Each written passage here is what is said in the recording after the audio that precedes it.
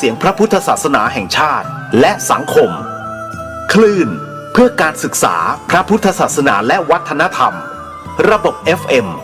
104.5 เมกะเฮิรตซ์รายการต่อไปเป็นรายการคดีโลกคดีธรรม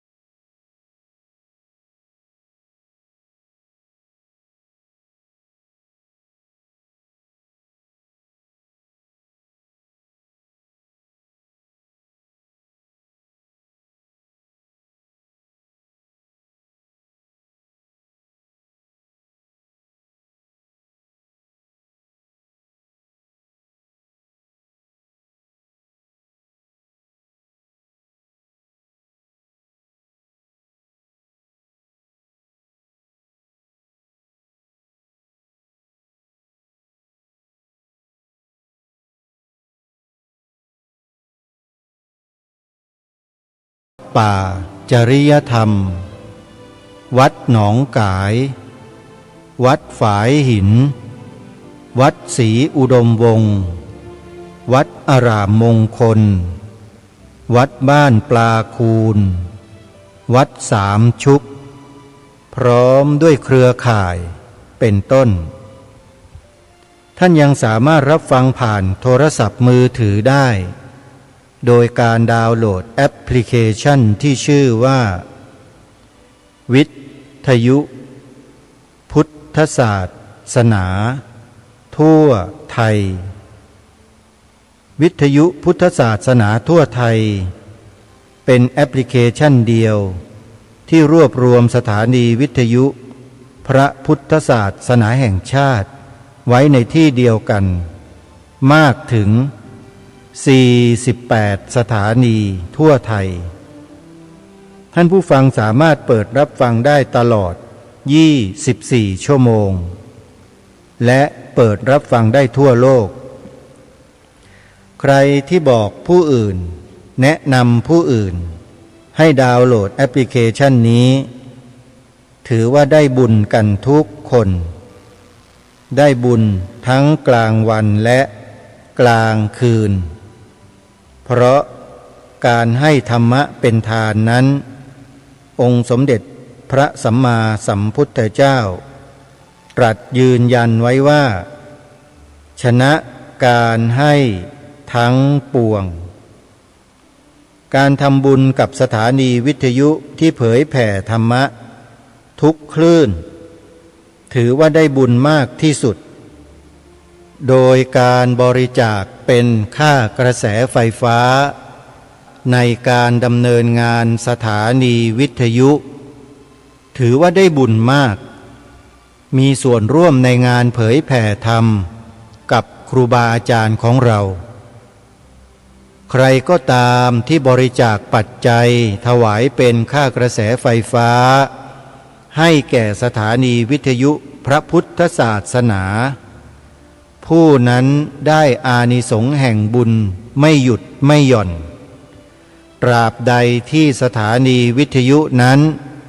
ยังออกอากาศอยู่บุญก็จะส่งผลถึงผู้บริจาคเรื่อยไปขออนุโมทนาสาธุกับทุกท่านที่ทำบุญตามการได้เหมาะสมคือการบริจาคค่ากระแสไฟฟ้าให้กับสถานีวิทยุพระพุทธศาสนาคลื่นต่างๆ ทางรายการขอแนะนำวัดฝายหินอำเภอเมืองเชียงใหม่วัดหนองกายอำเภอแม่แตงจังหวัดเชียงใหม่วัดศรีอุดมวงศ์อำเภอวังสะพุงจังหวัดเลยวัดป่าจริยธรรมอำเภอนาด้วงจังหวัดเลยวัดอารามมงคลอำเภอยางตลาดจังหวัดกาฬสินธุ์วัดบ้านปลาคูนอำเภอโพนทรายจังหวัด101และวัดสามชุกอำเภอสามชุกจังหวัดสุพรรณบุรีในจังหวัดสุพรรณบุรียังมีอีกคลื่นหนึ่งที่ทางรายการขอแนะนำให้ไปทำบุญนะโยมนั่นก็คือสาธุเรดิโอวัดท่าพระยาจักรอำเภออู่ทองจังหวัดสุพรรณบุรีและที่จังหวัดอุบลราชธานีอีกหนึ่งคลื่นคือวัดพิษโสภารามอำเภอเขมราชจังหวัดอุบลราชธานีสถานีวิทยุที่เอ่ยนามมาทั้งหมดนี้เป็นพันธมิตรที่ทำงานร่วมกันแล้วก็เป็นรูปธรรมที่ชัดเจนมากในอีกไม่กี่วันข้างหน้านี้ท่านผู้ฟังโดยเฉพาะในวันพรุ่งนี้วันที่2 พฤษภาคมเป็นวันเดินทางไปทำกิจกรรมปฏิบัติธรรมสัญจรโดยวัดศรีอุดมวงศ์ร่วมกับวัดเนินตากแดดจัดกิจกรรมปฏิบัติธรรมสัญจรขึ้นในวันที่3 พฤษภาคมสถานที่จัดกิจกรรมก็คือวัดเนินตากแดดตำบลหนองบอนอำเภอบ่อไร่จังหวัดตราดญาติโยมที่อยู่ในเขตจังหวัดเลยหนองบัวลำพูถ้าปรารถนาจะเดินทางร่วมกับคณะไปจัดทำกิจกรรมนี้ด้วยกันที่เมืองทุเรียนคือจังหวัดตราดสามารถติดต่อขอสำรองที่นั่งได้ในวันนี้วันสุดท้ายที่หมายเลขโทรศัพท์081-940-4968หรือท่านใดจะขับรถส่วนตัวไปเที่ยวเมืองทุเรียนจังหวัดตราดจันทบุรีในช่วงการจัดกิจกรรมนี้ก็ได้ขับรถไปแล้วก็สามารถที่จะแวะเวียนซื้อของฝากที่เป็นผลไม้พื้นเมืองที่นั่นก็คือผลไม้หนามญาติโยมอย่าเพิ่งกลัวนะทุเรียนถึงแม้ว่าจะมีหนามแต่คุณสมบัติในด้านของโภชนาการแล้วเนี่ย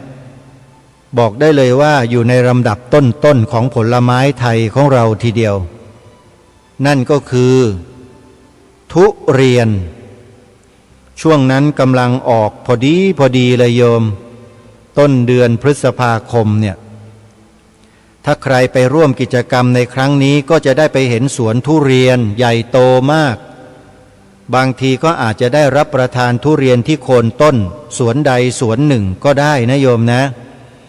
ใครจะไปเที่ยวไปทำบุญกันครั้งนี้ติดต่อที่วัดศรีอุดมวงศ์ได้เลยพรุ่งนี้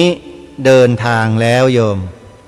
ก็ประชาสัมพันธ์ให้ทราบวันนี้วันสุดท้ายแล้วกันและในวันนี้ที่ผู้ดำเนินรายการกำลังพูดรายการอยู่เนี่ย มีงานอีกงานหนึ่งที่จะขอประชาสัมพันธ์บอกข่าวให้พุทธบริษัทของเราได้ร่วมกันอนุโมทนาบุญ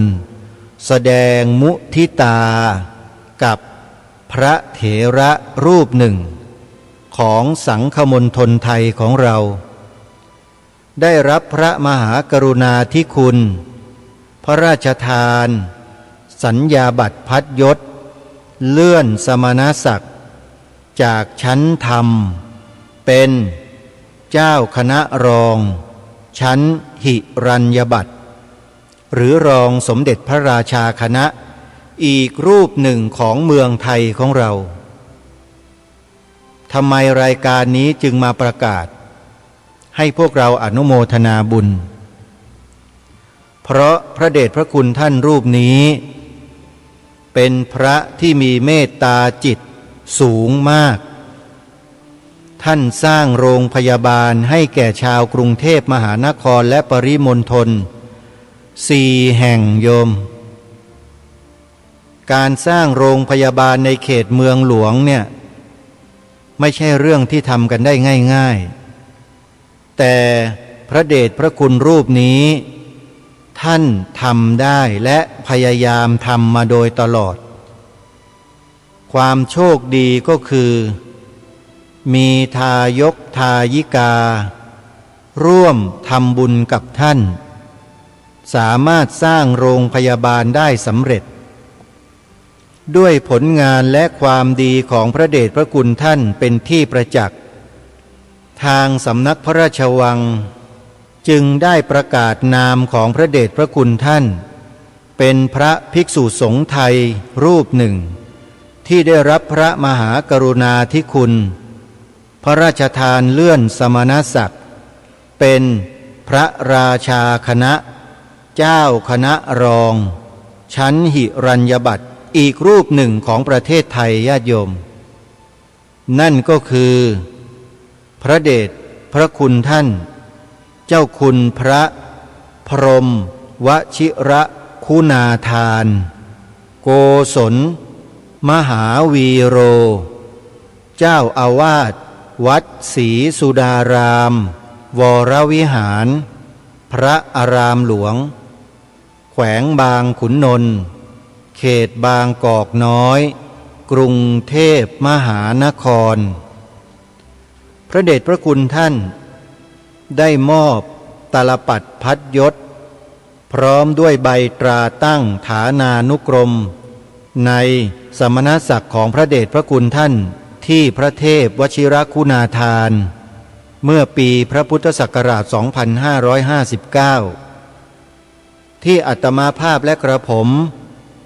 มีสมณศักดิ์ที่พระครูปลัดทุกวันนี้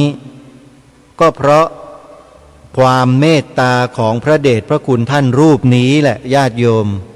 ที่ท่านเมตตา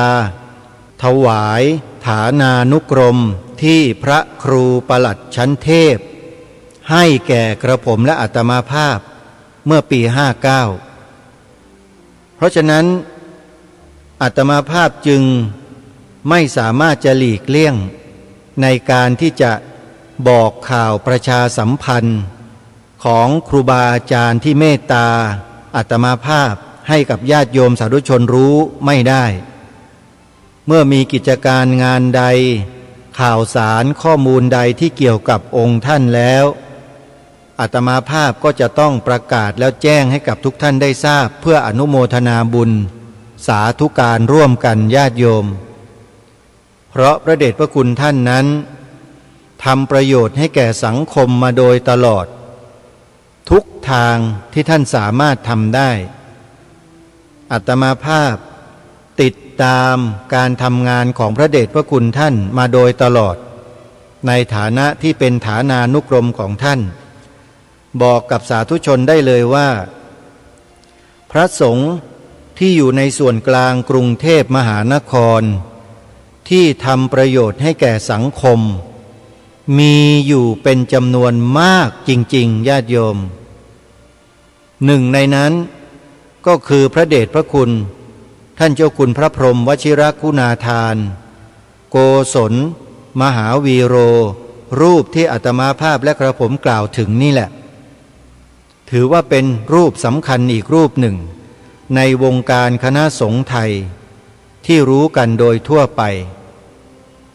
เพราะฉะนั้นการที่พระเดชพระคุณท่านได้รับพระมหากรุณาธิคุณเลื่อนสมณศักดิ์ครั้งนี้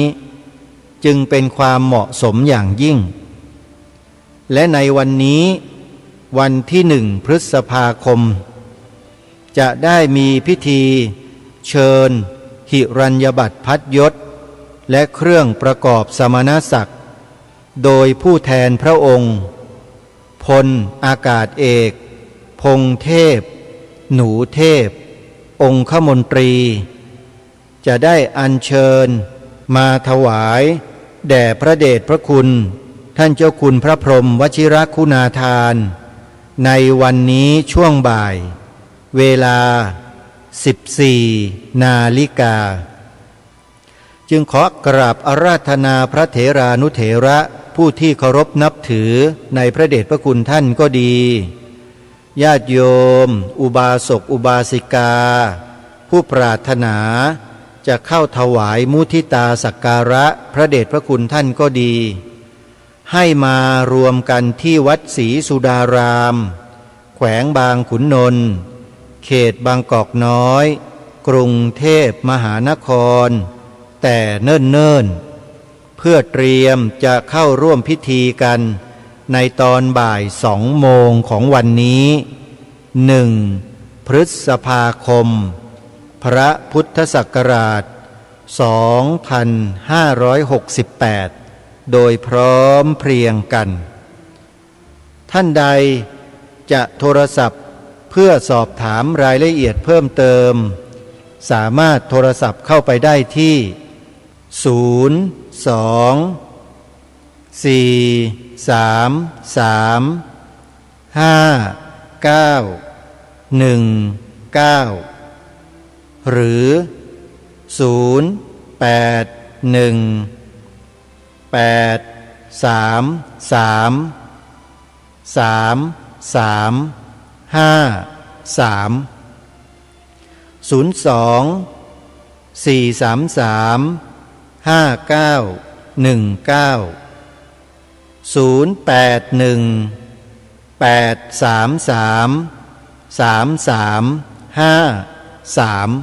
2 หมายเลขนี้ติดต่อเข้าไปได้เลย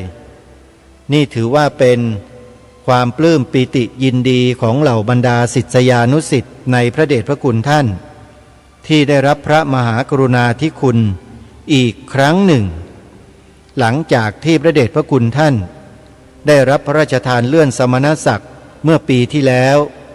เป็นชั้นธรรมที่พระธรรมวชิรคุณาทานมาปีนี้ทรงมีพระมหากรุณาธิคุณพระราชทานเลื่อนสมณศักดิ์ขึ้นเป็นพระราชาคณะเจ้าคณะรองอีกครั้งหนึ่งที่พระพรหมวชิรคุณาทานความดีความชอบต่างๆที่พระเดชพระคุณท่านได้ทำไว้ให้แก่สังคมมีความเหมาะสมในการได้รับพระมหากรุณาธิคุณดังกล่าวนี้ทุกประการญาติโยมเพราะฉะนั้นอย่าลืมวันนี้เวลาบ่าย2 โมงจะมีการประกอบพิธีอย่างเป็นทางการนะโยมนะใครได้ข่าวแล้วได้ยินแล้วก็เตรียมตัวเดินทางมาที่วัดศรีสุดารามวรวิหารแขวงบางขุนนนท์เขตบางกอกน้อยกรุงเทพมหานครได้เลยเพื่อมาร่วมกิจกรรมด้วยกันนอกจากประชาสัมพันธ์ข่าวสารข้อมูลให้กับสาธุชนได้ทราบในเบื้องต้นเกี่ยวกับงานปฏิบัติธรรมสัญจรที่วัดศรีอุดมวงศ์ได้จัดให้มีขึ้น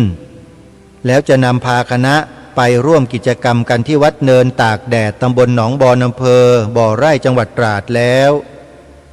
ที่วัดศรีอุดมวงศ์ก็มีงานอีกงานหนึ่งในเดือนถัดไปคือเดือนมิถุนายนญาติโยมในเดือนมิถุนายนที่วัดศรีอุดมวงศ์จะจัดงานปริวาสกรรมโดยจะจัดให้มีขึ้นในระหว่างวันที่ 25 มิถุนายนจนถึงวันที่4 กรกฎาคมพระพุทธศักราช2568กราบอาราธนาพระเถรานุเถระนิมนต์พระมัชชิมนวกะที่ต้องการชำระศีลของตนเองก่อนเข้าพรรษาขอนิมนต์นะครับไปอยู่ปริวาสกรรมกันที่วัดศรีอุดมวงศ์อำเภอวังสะพุงจังหวัดเลย25 มิถุนายนถึง4 กรกฎาคมติดต่อสอบถามรายละเอียดหรือสอบถามเรื่องราวอื่นๆเพิ่มเติมเกี่ยวกับงานปริวาสกรรมนี้ได้ที่หมายเลขโทรศัพท์0 8 9 8 4 0 4 9 6 8หรือญาติโยมท่านใดจะร่วมสมทบเป็นกองทุนสนับสนุนงานปริวาสกรรมด้วยการเป็นเจ้าภาพภัตตาหารเช้าภัตตาหารเพลน้ำปานะก็สามารถร่วมบุญโดยการโอนเงินผ่านบัญชีธนาคารกรุงไทยเลขบัญชี4 0 3 1 9 6 3 7 7 7ได้ทุกวันอนุโมทนาสาธุประชาสัมพันธ์ข่าวดีอีกหนึ่งข่าวสำหรับผู้ที่รักการศึกษาและปฏิบัติวิปัสสนากรรมฐานวัดหนองโมงบูรพารามตำบลรอบเมืองอำเภอหนองพอกจังหวัด101จัดโครงการอบรมวิปัสสนามัคคาแห่งพุทธมรดกขึ้นในระหว่างวันที่15ถึง30 พฤษภาคมก็คืออีก10 กว่าวันข้างหน้าโดยจะรับสมัครพระภิกษุสามเณรอุบาสกอุบาสิกาจำนวนจำกัดไว้ที่25 ท่านเท่านั้นใครโทรศัพท์ไปสมัครก่อนก็จะได้รับพิจารณาก่อนนะโยมนะเบอร์โทรศัพท์089 861 7486หรือ083 527 0790หรือถ้าหากท่านใดที่อยู่ในส่วนกลางกรุงเทพมหานครและปริมณฑลต้องการฝึกฝนปฏิบัติวิปัสสนากรรมฐานตามแนวมหาสติปัฏฐานสูตรก็สามารถมาร่วมกิจกรรมที่ส่วนกลางได้เปิดรับสมัครในเดือนพฤษภาคมนี้แล้วที่คณะหมายเลข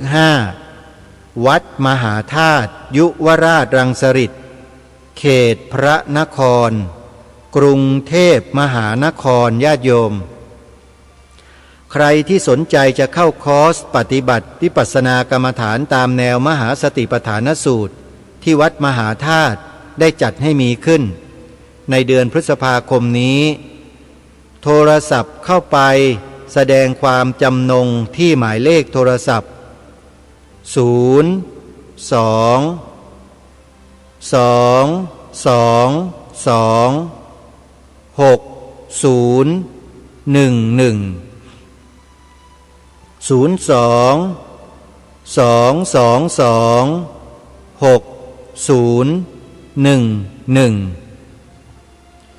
อีกกิจกรรมหนึ่งที่ขอประกาศเชิญชวนญาติโยมมีส่วนร่วมนั่นก็คืองานมอบรางวัลเสาอโศกผู้นำศีลธรรมประจำปีพระพุทธศักราช 2568โดยสมาคมผู้ทำคุณประโยชน์เพื่อพระพุทธศาสนาแห่งประเทศไทยงานนี้จะจัดขึ้นในวันที่14พฤษภาคมพระพุทธศักราช2568ตั้งแต่เวลา7 นาฬิกาเป็นต้นไปจนถึงเวลา16 นาฬิกาในงานมีกิจกรรมการบรรยายธรรมพิเศษการเสวนาในหัวข้อเรื่องธรรมนาวาวังและหัวข้อเรื่องความสำคัญของพระเจ้าอโศกมหาราชกับพระพุทธศาสนาและสถานการณ์พระพุทธศาสนาในปัจจุบันองค์บรรยายเรื่องธรรมนาวาวังท่านเจ้าคุณพระราชยานวัชรชิโนภาสหรือท่านต้นเจ้าของธรรมนาวาวังจะมาบรรยายในช่วงเวลา8:30 นาทีเป็นต้นไปจนถึงเวลา10 นาฬิกาจากนั้นตั้งแต่เวลา10 นาฬิกาเป็นต้นไปจะได้รับฟังการบรรยายพิเศษเรื่องความสำคัญของพระเจ้าอโศกมหาราชกับพระพุทธศาสนาและสถานการณ์พระพุทธศาสนาในปัจจุบันโดยพระเดชพระคุณท่านเจ้าคุณพระพรหมบัณฑิตศาสตราจารย์ด็อกเตอร์กรรมการมหาเถระสมาคมอุปนายกสภามหาวิทยาลัยมหาจุฬาลงกรณราชวิทยาลัยประธานสภาสากลวันวิสาขบูชาโลกงานนี้จัดขึ้นที่หอประชุมมวก48 พรรษาภายในมหาวิทยาลัยมหาจุฬาลงกรณราชวิทยาลัยอำเภอวังน้อยจังหวัดพระนครศรีอยุธยาขอเรียนเชิญสาธุชนไปร่วมกิจกรรมโดยพร้อมเพรียงกัน14 พฤษภาคมเอาละท่านสาธุชนทุกท่านประชาสัมพันธ์ข่าวมาจนจบสิ้นทุกประการแล้วในช่วงเวลาที่เหลืออยู่นี้ก็จะมาปรารภในเรื่องราวเหตุการณ์ที่ได้ประสบมาให้สาธุชนได้รับรู้รับทราบร่วมกันในเวลานี้เมื่อเดือนที่แล้ววันที่22 เมษายนที่ผ่านมาอาตมาภาพได้มีโอกาสเดินทางไปร่วมงานวันคุ้มครองโลกเป็นครั้งแรกในชีวิตเพิ่งจะก้าวย่างเดินเข้าไปในเขตมหาวิหารคตของวัดพระธรรมกายเป็นครั้งแรก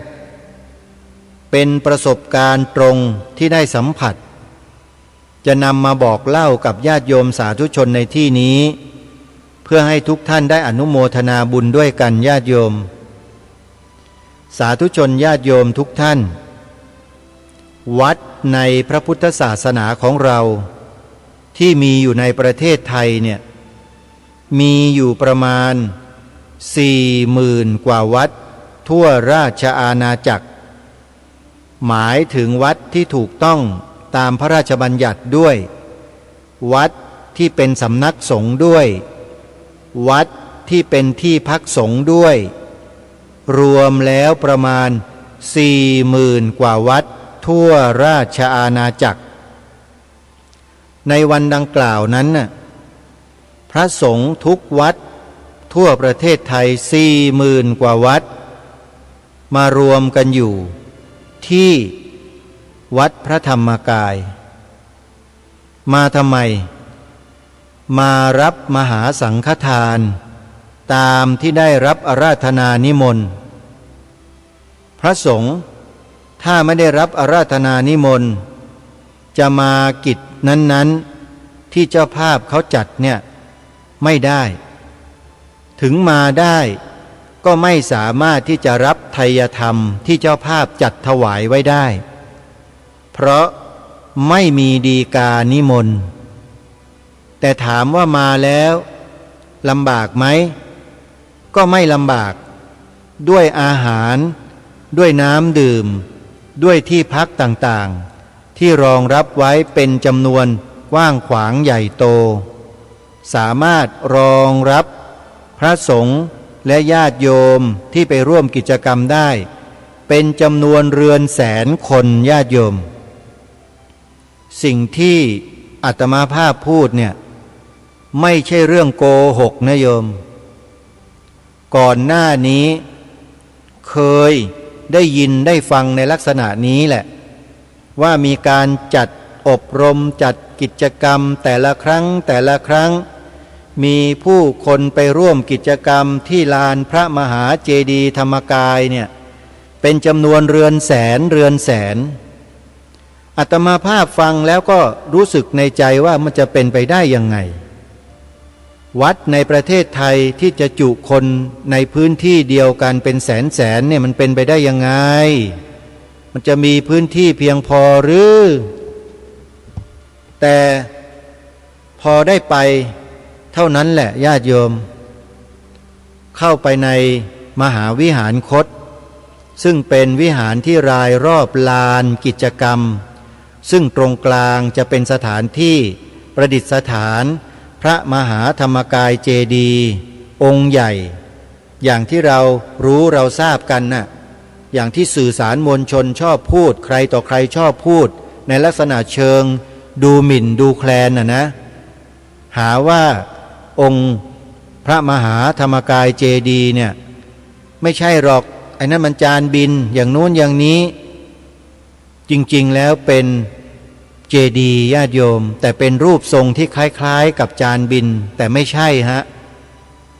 ตรงกลางที่เป็นสีทองที่นูนขึ้นมาเป็นรูปทรงกลมนั่นน่ะคือองค์พระพุทธรูปที่สร้างเป็นองค์พระเจดีย์ทั้งหมดได้ยินข่าวว่ามีจำนวนเป็นล้านองค์ก่อขึ้นมาเป็นรูปเจดีย์องค์นั้นนะโยมความศักดิ์สิทธิ์คงไม่ต้องพูดถึงนะใครที่กราบไหว้บูชาอธิษฐานจิตอะไรถ้าหากไม่สำเร็จแล้วจะทำการใหญ่ขนาดนี้ในแต่ละครั้งจะเอาทุนนำเงินนำปัจจัยที่ไหนมาล่ะก็ได้จากบรรดาลูกศิษย์ลูกหาญาติโยมของวัดนั่นแหละแล้วไปนำปัจจัยกันมาจากที่ไหนนักแลก็เพราะเขามีความศรัทธาเชื่อมั่นเขาทำบุญแล้วอธิษฐานจิตทำสมาธิภาวนาให้เข้าถึงสภาวะที่ครูบาอาจารย์ท่านสอนเขาก็ได้เท่านั้นแหละโยมแต่ไอ้อย่างพวกเราทั้งหลายเนี่ยเราก็ให้ทานกันเหมือนกันแต่เราขาดการทำสมาธิภาวนาเมื่อขาดการทำสมาธิภาวนาแล้วเราจะเอาแรงเอาพลังที่ไหนที่จะผลักดันให้เราได้ในสิ่งที่เราอธิษฐานในสิ่งที่เราปรารถนาละโยมอันนี้คือสิ่งที่เราท่านทั้งหลายยังไม่เข้าใจและยังไม่รู้ในเรื่องเหล่านี้เพียงพอก็ทึกทักไปอย่างโน้นอย่างนี้อย่างนั้นกันโดยความไม่รู้แต่บรรดาศิษยานุศิษย์ของวัดพระธรรมกายเนี่ย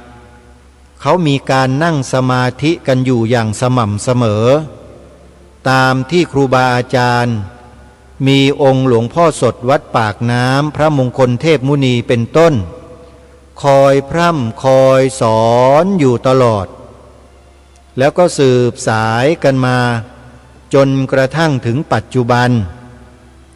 วิชาธรรมกายเหล่านี้ก็ยังคงสืบทอดสืบสารงานต่อกันมาโดยศิษยานุศิษย์รุ่นต่อรุ่นต่อรุ่นผลอันเชิงประจักษ์คืออะไรก็คือศาสนสถานที่วัดพระธรรมกายได้ก่อได้ร่างได้สร้างขึ้นมาอย่างใหญ่โตโมโหฬารมหาศาลเนี่ยโยมอาตมาภาพไปยืนอยู่ในมหาวิหารคตถ้าเป็นภาษาวัยรุ่นสมัยก่อนยุค80 90เนี่ยเขาเรียกว่าอึ้งกิมกีวัยรุ่นสมัยนั้นเขาใช้คำนี้กันนะอึ้งกิมกี คือตะลึงงึงงันงงกับสิ่งที่ปรากฏอยู่ข้างหน้า มหาวิหารคตมีความยาวด้านเดียวนะมีทั้งหมด4ด้านโดยรอบนะมี4ด้านด้านเดียวเนี่ยโยมเชื่อไหมยาว1 กิโลเมตรโอ้โหวิหารคตที่ญาติโยมไปเห็นตามพระอารามวัดวาอารามพระอารามหลวงชั้นเอกอุวัดสุทัศน์วัดมหาธาตุวัดอรุณวัดอะไรต่อมีอะไรเนี่ยโยมวัดพระปฐมเจดีย์โยมเห็นวิหารคตแล้วว่าใหญ่แล้วใช่ไหมโยมวัดพระธรรมกายสร้างวิหารคต2 ชั้นชั้น1สูงประมาณ8 เมตรสูงขึ้นไปจากพื้นดินเนี่ย8 เมตรถึง10 เมตรนะประมาณนี้นะแล้วชั้นบนก็สูงขึ้นไปอีก10 เมตรแล้วความยาวของวิหารคตแต่ละด้านยาว1 กิโลเมตรกว้างความกว้างนะเป็น100 เมตรญาติโยมคิดว่าใหญ่โตโมโหฬารแค่ไหนญาติโยมสาธุชนผู้ฟังทุกท่านใครจะเกลียดใครจะว่าใครจะสงสัยวัดพระธรรมกายอย่างไรก็แล้วแต่อาตมาภาพขออย่างหนึ่งได้ไหมขออย่างเดียวเท่านั้นน่ะขอให้เรารำลึกนึกถึงว่าวัดพระธรรมกายเนี่ยเป็นพุทธศาสนิกชนเหมือนกันกับเราขอแค่นี้ให้เราเข้าใจแค่นี้พอส่วนใครจะตำหนิจะว่าอะไรเขาอีกก็ไม่ว่าหรอกโยมเชิญเถอะกรรมใดใครทำอย่างไรก็ได้อย่างนั้นอาตมาไม่ได้ห้ามนะแต่ขอให้เรานึกถึงข้อนี้กันนิดเดียวว่าวัดพระธรรมกายนี่ก็เป็นชาวพุทธเหมือนกันกับเราเลยชาวพุทธก็คือผู้นับถือพระพุทธศาสนานับถือพระรัตนตรัยเหมือนกับเรานี่แหละแต่แตกต่างกันกับพวกเราตรงไหนรู้ไหมแตกต่างกันตรงที่การบริหารจัดการทั้งทางธรรมและทางโลกที่ทางวัดนี้ได้จัดได้ทำทั้งทางโลกและทางธรรมลงตัวเหมาะเจาะเพาะเผงกันไปหมดใครที่อยู่ทางโลกมาวัดพระธรรมกายแล้ววัดพระธรรมกายก็จะให้ธรรมะให้การปฏิบัติซึมซับผ่านกระแสโลกเข้าสู่เป็นกระแสธรรมผสมผสานกลมกลืนเป็นหนึ่งเดียวกันได้อย่างลงตัวเพราะฉะนั้นคดีโลกกับคดีธรรมที่วัดพระธรรมกายบริหารจัดการจึงออกมาอย่างที่เราได้เห็นได้ทราบกันนี่แหละคือเรียกว่าเป็นมาตรฐานสากลสามารถที่จะนำไปเผยแพร่พัฒนาที่ใดก็ได้ให้เป็นรูปแบบในการบริหารจัดการที่เป็นเอกภาพและหนึ่งเดียวได้เป็นระบบมีระเบียบเป็นแบบแผนดีงามผู้คนไม่ว่าจะเป็นพระภิกษุสามเณรอุบาสกอุบาสิกาจะแก้วหรือขวดจะอะไรก็แล้วแต่เธอโยมอาตมาไม่รู้แต่ดูที่พฤติกรรมการทำงานของเขาการพูดจาการแสดงอากัปกิริยาของเขาแล้วเนี่ยบอกได้เลยว่านิ่งมากโยมอาการนิ่งของคนที่กำลังทำงานเนี่ยนะบ่งบอกถึงอะไรทราบไหมบ่งบอกถึงการฝึกฝนอบรมมาด้วยดีคนที่ทำงานอย่างหนักแต่มีความนิ่งมีความเฉยในอารมณ์ได้นั่นหมายความว่าเขาได้รับการฝึกฝนอบรมกายวาจาใจมาเป็นอย่างดีอยู่ท่ามกลางแสงแดดร้อนๆท่านผู้ฟังทั้งหลายเชื่อไหมสานุสิทธิ์เหล่านี้เดินทำงานเหมือนกับอยู่ในห้องแอร์ไม่แสดงอาการหงุดหงิดงุ่นง่านรำคาญใจโมโหร้อนโมโหแดดไม่มีเลยฮะเดิน เดินเข้ามาจากกลางแดดเข้ามาสู่ร่มมีคนเดินไปถามนู่นถามนี่ถามนั่นตอบด้วยอาการยิ้มแย้มแจ่มใสมีอัธยาศัยไมตรีดีทุกประการไม่มีที่ติแต่ถ้าเป็นญาติโยมเราที่อยู่ตามวัดวาอารามต่างๆกำลังทำงานทำอะไรมีคนมาถามร้อนๆอย่างเงี้ยโยมเป็นยังไงโยมถามนู่นถามนี่รำคาญไหมอาตมายังรำคาญเลยบางทีเนี่ยเอาจริงๆนะโยมนะเพราะเราไม่ได้ฝึกฝนมาอย่างหนักเหมือนอย่างที่เขาทำคนที่ผ่านการฝึกฝนมาอย่างหนักอย่างยาวนานเนี่ยนะโยมสามารถนิ่งกับสถานการณ์ได้ทุกกรณีต้องยอมรับว่าญาติโยมอุบาสกอุบาสิกาสานุสิทธิ์ของวัดนี้เนี่ยนิ่งจริงๆทำงานแต่ละอย่างเนี่ยนิ่งมากแล้วทุกคนนั้นไม่มีปฏิกิริยาต่อต้านไม่มีปฏิกิริยาในลักษณะที่ใช้สายตาดูถูกดูหมิ่นดูแคลนผู้อื่นเลยทุกคนต่างก็ทำหน้าที่ของตนไปด้วยสติด้วยสัมปชัญญะเรียกว่าเฝ้าดูเฝ้าระวังจิตของตนเองอยู่ตลอดเวลาของลมหายใจเข้าลมหายใจออกเขาฝึกกันมาดีมากโยมพูดแบบนี้บางคนก็บอกหาว่าอาตมาเชียร์วัดพระธรรมกายเปล่าฮะดูความเป็นจริงที่เกิดขึ้นต่อหน้าในเชิงประจักษ์ถ้าเมื่อวันที่22เมษายนไม่ได้ไปเห็นไปดูไปเจอไปสังเกตการด้วยตัวเองเนี่ยคงไม่ได้มาบอกเล่าแบบนี้แน่นอนฮะเฉยๆดีกว่าไม่พูดหรอกบางคนก็ไม่กล้าพูดไม่กล้าแสดงออกว่าไปที่วัดพระธรรมกายมากลัวสังคมจะตำหนิจะติติงจะว่าอย่างโน้นอย่างนี้กลัวความจริงกันไปได้ยังไงคนกลัวความจริงไม่กล้าพูดความจริงซึ่งเป็นสิ่งที่ไม่ได้ผิดเป็นสิ่งที่ดีที่ถูกต้องดีงามกลัวไปทำอะไรรายการคดีโลกคดีธรรมไม่เคยกลัวในสิ่งที่ถูกต้องสิ่งที่ถูกสิ่งที่ดีและสิ่งที่ตัวเองไปประจักษ์มาด้วยตัวเองแล้วเนี่ยแน่นอนฮะจะต้องบอกต้องเล่าต้องพูดให้ฟังและสิ่งนั้นเป็นสิ่งดีหรือไม่ดีก็จะบอกกับทุกท่านว่าดีหรือไม่ดีตรงๆไม่เคยมาปกปิดซ่อนเร้นมาอะไรต่างๆเพราะกลัวฐานะตัวเองจะหลุดลอยกลัวคนจะรังเกียจกลัวคนจะว่าไม่เลยฮะเรื่องคนรังเกียจคนว่ามันก็เรื่องของเขาสิเราไม่ได้ไปเกี่ยวอะไรกับเขานี่ให้เขาว่าไปเขามีแรงว่าก็ว่าไป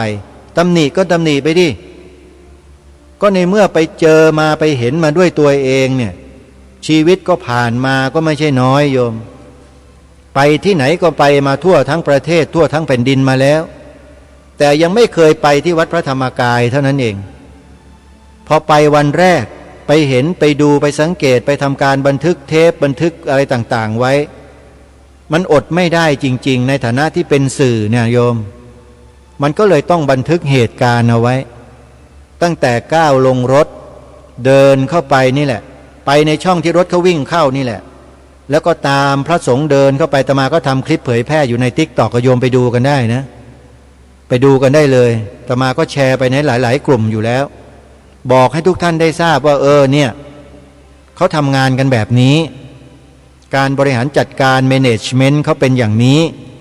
ก็ให้ทุกท่านได้เห็นกันเห็นเพื่ออะไรฮะเพื่อดูเป็นตัวอย่างในการทำงาน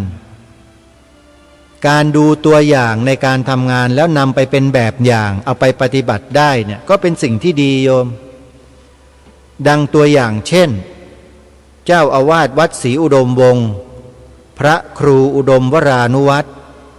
อันนี้ถือว่าเป็นพระสังฆาธิการนักลอกเลียนแบบที่เก่งที่สุดในประเทศไทยขอถวายฉายาท่านอาจารย์พระครูอุดมวรานุวัตรเลยฮะเป็นนักเรียนแบบสิ่งที่ดีของวัดอื่นๆเอามาใช้ในวัดศรีอุดมวงศ์ของท่านเองที่เก่งที่สุดในประเทศไทยครับอะไรที่ไหนดีพระครูอุดมวรานุวัตรรูปนี้นำมาใช้หมดเลยครับ ไม่ว่าจะเป็นเรื่องการกราบการไหว้การเดินการปฏิบัติการสวดมนต์การอะไรต่างๆท่านพระครูไปดูไปศึกษาเรียนรู้ที่ไหนดีนำมาครับนี่คือแบบอย่างที่ดีนำมาสิ่งที่ดีมาปฏิบัติเพราะฉะนั้นใครที่ได้ยินได้ฟังรายการคดีโลกคดีธรรมพูดในเรื่องที่ดีๆแล้วแต่มีจิตใจไม่ดีมีจิตใจเศร้าหมองก็ต้องขอบอกว่าอันนั้นก็ถือว่าเป็นกรรมของท่านเองที่สั่งสมมาแบบนั้นเมื่อท่านได้ยินได้ฟังสิ่งที่ดีเรื่องราวที่ดีแล้วแต่จิตใจกลับเศร้าหมองมันก็เป็นกรรมของท่านละทีนี้ท่านก็ต้องหาทางแก้กรรมของท่านด้วยตัวของท่านเองท่านอย่าไปหาให้ใครมาแก้กรรมท่านนะมันแก้ไม่ได้ครับมันต้องแก้ที่ตัวของท่านเองแก้ที่ไหนก่อนแก้ที่ตัวทิฏฐิก่อนท่านตัวทิฏฐินี่แหละสำคัญมากเพราะมันฝังอยู่ในจิตในใจของเราตลอดเขาเรียกว่าตั้งท่าภาษาของรายการคดีโลกคดีธรรมหมายความว่าตั้งท่าที่จะหาเรื่องใส่ตัวตลอดทำลายมันทิ้งก่อนเลยไอ้ตัวทิฏฐิตัวเนี้ยคือตั้งท่าไว้จะอย่างนั้นอย่างนี้เนี่ยไอ้ตัวเนี้ยเราไม่รู้ตัวกันไปทำกันซะจนเคยตัวตั้งท่าจ้องจับผิดแต่ผู้อื่นเขาอยู่ตลอดไอ้ตัวเนี้ยโยมเอาทิ้งได้ไหมโยมจ้องจับผิดผู้อื่นเนี่ยมันมีอยู่นะในใจเราเนี่ยทุกคนมีหมดแต่เราจะเลี้ยงมันให้โตขึ้นหรือเราจะฆ่ามันให้ตายให้หมดไอ้ตัวจับผิดชาวบ้านเขาเนี่ยโยมแก้ตัวนี้ก่อนโยมถ้าแก้ได้แล้วอย่างอื่นแก้ไม่ยากแต่เพราะไม่แก้ตัวนี้แหละคอยจ้องแต่จะจับผิดเขาอยู่นั่นแหละ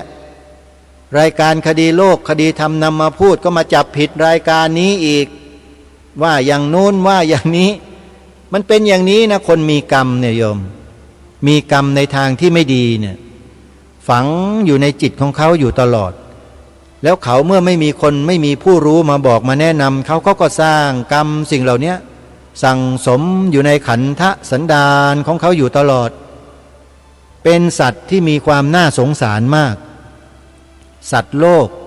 ย่อมเป็นไปตามกรรมพระเจ้าตรัสนะครับคำว่าสัตว์เนี่ยก็คือสิ่งมีชีวิตทั้งหมดรวมทั้งพวกเราเป็นมนุษย์เนี่ยพระพุทธเจ้ารวมเรียกว่าสัตว์แปลว่าสิ่งที่มีลมหายใจครับสัตวะตัวเนี้ยมีปานะ